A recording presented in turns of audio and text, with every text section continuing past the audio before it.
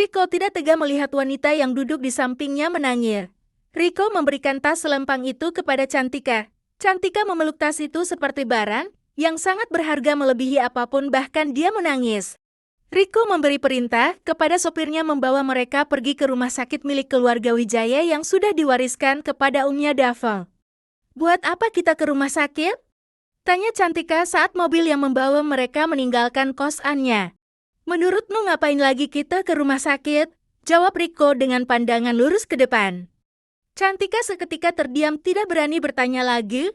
Laki-laki dewasa di sampingnya sangatlah dingin dan auranya juga membuatnya merinding. Cantika hanya tertunduk selama dalam perjalanan ke rumah sakit. "Riko, siapa wanita itu?" tanya Dava. "Korban Nabila Oncol," jawabnya singkat. Dava mengerutkan keningnya tak mengerti maksud keponakannya. Cantika duduk di samping Riko masih dengan kepala yang tertunduk. Dava memperhatikan wajah wanita muda itu, menurutnya sangat familiar tapi dia lupa. "Berbaringlah di ranjang biar saya periksa," ucap Dava dengan ramah. Riko memberikan kode kepada Cantika agar menuruti perintah adik dari ayahnya itu. Cantika berdiri berjalan menuju brankar. Seorang perawat wanita membantunya dan Cantika berbagai di sana. Dokter Dava mengecek tensinya terlebih dahulu, setelah itu mengecek dadanya dengan stetoskop yang menggantung di lehernya. Dava mengerutkan keningnya hanya menoleh ke arah Cantika. Dava kembali duduk di kursinya bersiap untuk menjelaskan sesuatu kepada keponakannya. Wanita ini sedang mengandung, untuk umur kandungannya lebih tepatnya Oncol akan minta spesial kandungan memeriksanya lebih lanjut biar perawat yang mengantarnya ke sana, kata Dava unggulannya. Riko sangat tenang, berbeda dengan Cantika yang menunjukkan reaksi yang begitu terkejut. "Ikutlah dengan perawat, setelah periksa kembalilah ke sini lagi," perintah Riko. Perawat dengan ramah menuntut Cantika keluar dari ruangan Dava menuju ke ruangan dokter spesialis kandungan.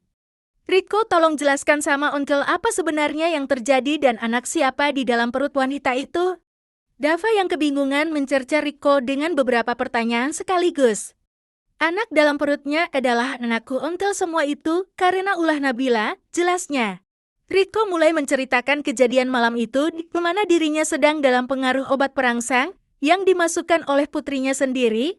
Kalau orang lain tidak akan bisa menjebak Riko, karena Riko sama seperti Andre Wijaya kakaknya yang begitu mawas diri. Dava hanya bisa mengeleng kepalanya, begitu tak percaya jika cucunya yang melakukannya, karena ingin dadinya cepat menikah dengan sepupu ibunya. "Jadi apa yang akan kamu lakukan, Riko?" "Oncol yakin Nabila tidak akan menerimanya, karena dia sudah memiliki calon untukmu. Aku akan memutuskan apa yang menurutku benar dan semua keinginan putriku, tidak semua yang harus aku turuti. Hidup harus tahu batasannya," Riko berkata dengan tegas.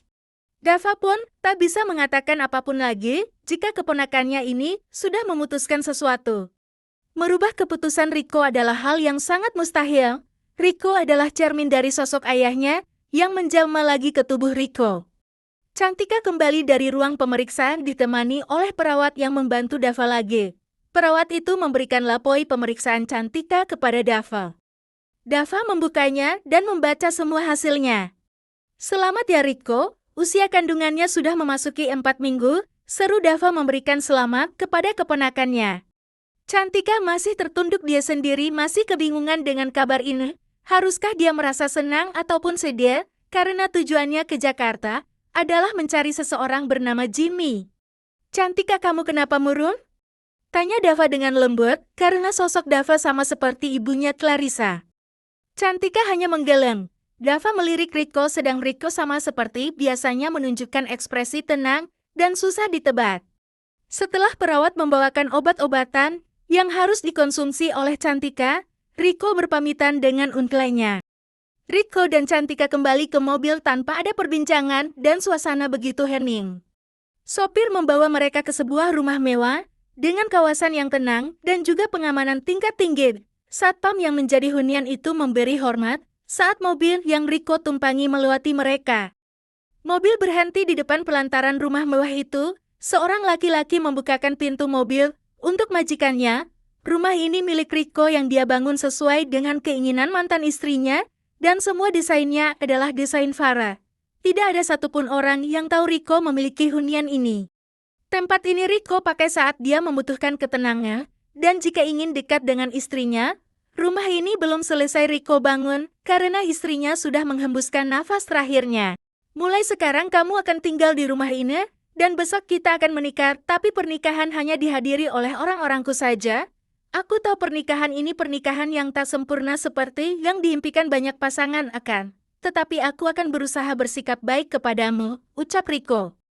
Rico meminta pelayannya untuk membawa Cantika ke kamar pribadinya. Rico harus bertanggung jawab kepada wanita itu karena ulah putrinya semua ini terjadi. Tapi aku... Tak ada tapi-tapi dan aku tidak suka ada yang membantahku, potong Rico. Cantika tentunya sangat ketakutan melihat ekspresi Rico. Dia langsung terdiam dan mengikuti pelayan wanita itu ke sebuah kamar yang sangat luas. Dari balkon Cantika bisa melihat pemandangan taman dan kolam ikan yang menenangkan hati dan pikiran. Rico sama dengan kakaknya yang menyukai taman, sebagai pilihannya menenangkan hati. Cantika berpikir apa yang akan terjadi pada kehidupannya ke depannya. Kenapa dirinya begitu apa sekali? Tujuannya datang ke negaraan ini tidak ingin mencari masalah, tetapi kenapa banyak masalah yang menghampirinya? Terlebih lagi dirinya sedang mengandung benih dari laki-laki yang sama sekali tidak dia kenal sifatnya, dan justru laki-laki itu sangat aneh menurutnya, meski wajah laki-laki itu sangat tampan bahkan memiliki karisma tersendiri menurutnya. Tubuh Cantika membeku mendengar suara orang di belakangnya. Dia langsung membalikkan badan dan membentur tubuh besar Rico. Hampir saja Cantika terjatuh kalau bukan Rico dengan cepat meraih pinggangnya. Tangan Cantika refleks memegangi jas yang Rico kenakan. Kedua netra mereka bertemu beberapa saat kemudian. Cantika memutuskan mengalihkan pandangannya. Maaf, ucapnya sambil tertunduk. Sebentar lagi pelayan akan membawa makanan. Untuk kamu makanlah, setelah itu minum obatmu. Sore nanti akan ada yang membawakan kebaya pengantin, kamu cobalah.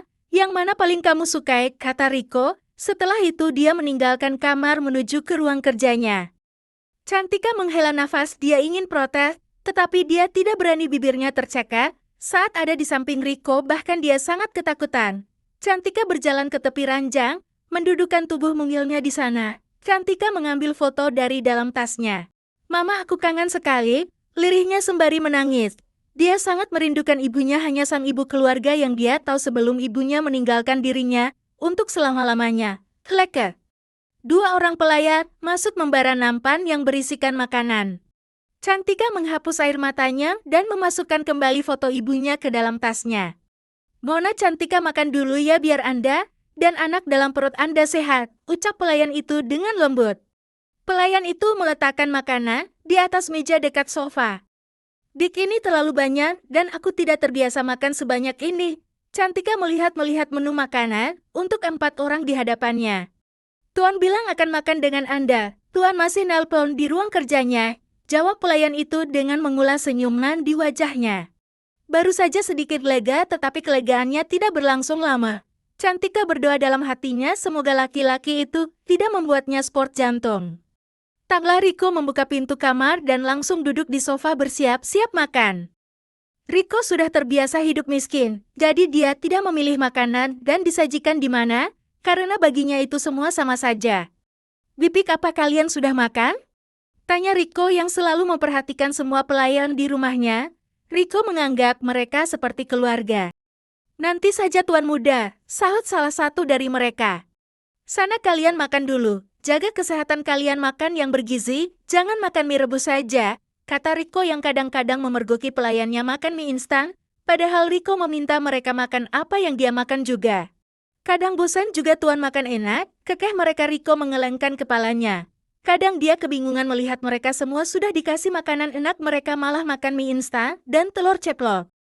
Cantika tercengang, ada seorang majikan yang begitu perhatian dengan pelayanannya. Bahkan di tempatnya kerja saja majikannya memberikan jatah mereka makan tempe, telur, dan nasi goreng, hanya itu.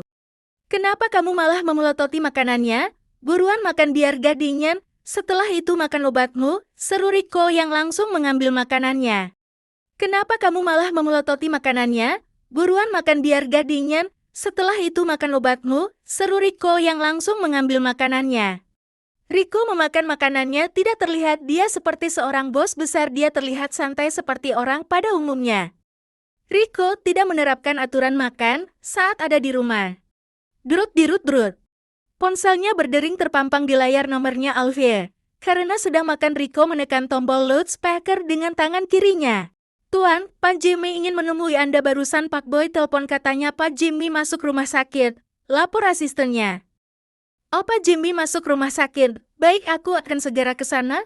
Rico meletakkan makanannya di meja, langsung meneguk air putih, lalu dia mencuci tangannya ke wastafel yang ada di dalam kamar mandi. Rico tampak tergesa-gesa dan dia yakin ada hal yang penting yang akan disampaikan oleh asisten kepercayaan kakeknya. Jimmy, lirih Cantika.